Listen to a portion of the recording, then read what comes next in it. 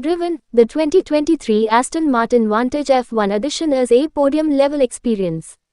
The upgrade from base Vantage Coupe to F1 Edition is worth every penny. They say timing is everything, so driving a 2023 Aston Martin Vantage F1 Edition the same week Fernando Alonso claimed his second podium of the F1 season must be the stars aligning.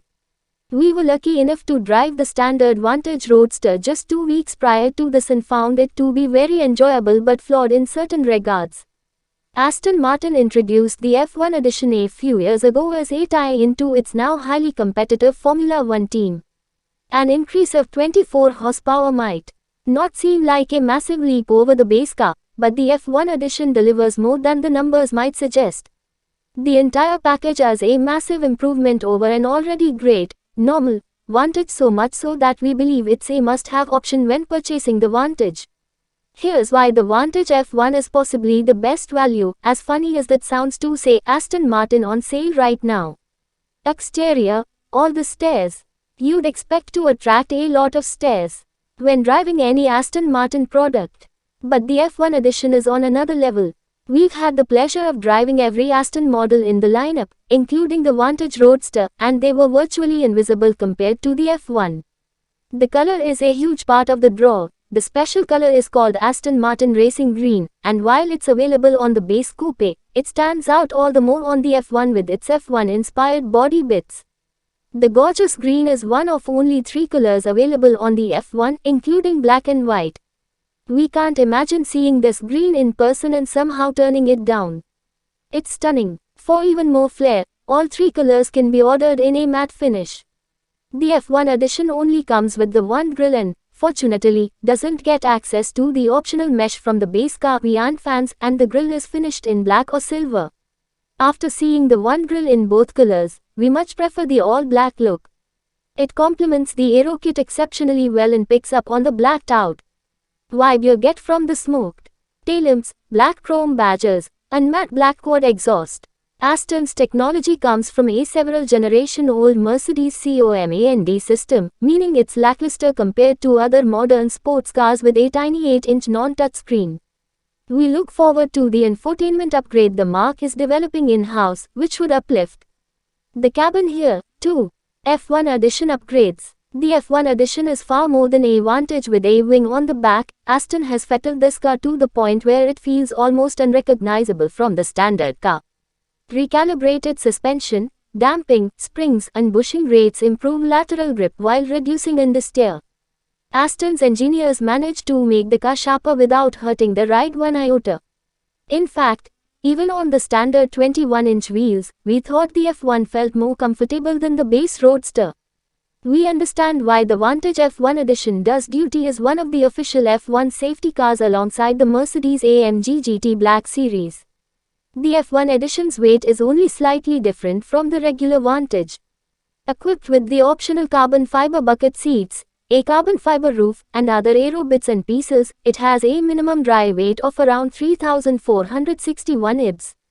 It's a full inch longer than the base coupe and weighs around 88 ibs more, thanks to the model-specific upgrades.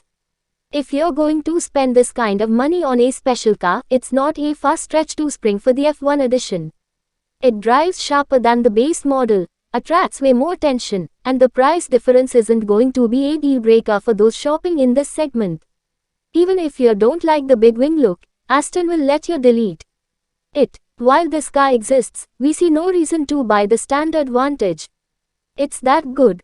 0-60 mil prati ghanta is only a tenth of a second quicker than the regular Vantage coupe at 3.6 seconds, so buyers looking for a neck-snapping experience should look elsewhere. Even with launch control, the F1 Edition doesn't jolt off the line, opting instead for a smooth, controlled start.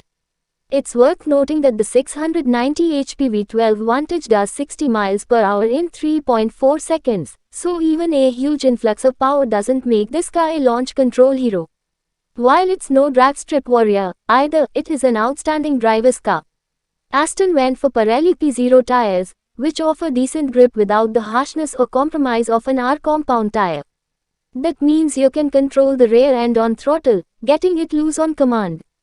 Some stickier tires might be better for track days, but the Pilots are fine for road use. There are only 3 modes: Sport, Sport Jour, and Track for the car and the suspension, which can be adjusted separately. We love driving the car in track mode with sport suspension, as the stiffest suspension made the car less comfortable without much noticeable benefit on the street. Our tester was also equipped with the optional $11,700 carbon ceramic brakes, which provide excellent feel and incredible stopping power. They are expensive, but worth it on a car like this. Interior, Alcantara galore. As we've said in our previous Vantage reviews, you don't buy this car for the interior. The F1 edition gets Alcantara on nearly every surface, including portions of the steering wheel and an optional suede $2,000 headliner. Our tester was a bit plain inside with the all-black interior, but buyers can opt for grey, red, or lime green accents. We had the base sport seat, which is optional on the standard Vantage, but Aston now offers a manually adjustable carbon fiber bucket seat that saves weight and hugs occupants tighter. They look a bit extreme, so we'd hesitate to select these seats unless you plan to track the car frequently. Aston's technology comes from a several generation old Mercedes COMAND system, meaning it's lackluster compared to other modern sports cars with a tiny 8-inch non-touch screen. We look forward to the infotainment upgrade the marque is developing in-house, which would uplift the cabin here, too. Practicality, actually usable. With 12.4 cubic feet of space in the trunk, the Vantage Coupe is surprisingly usable. It has a glass hatchback, but the main trunk portion is covered when the lid is down. There's an upper shelf area with a foldable divider in case you need a larger storage area. The Vantage can handle a Costco run for a few household essentials without any problem, and you'll probably come back to a cart attendant taking pictures of it. This actually happened to us. Verdict: get the F1. An Aston Martin can't be considered a value buy in the sense that it's an exotic car that requires a substantial outlay, but the Vantage F1 edition feels inexpensive for what you get. A base Vantage starts at $1,59,800, while the F1 edition costs $175,200.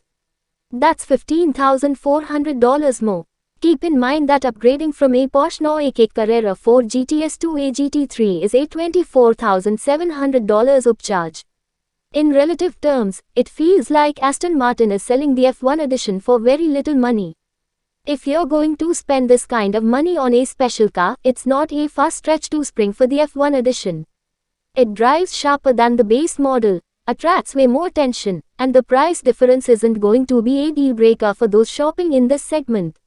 Even if you don't like the big wing look, Aston will let you delete it. While this car exists, we see no reason to buy the standard Vantage.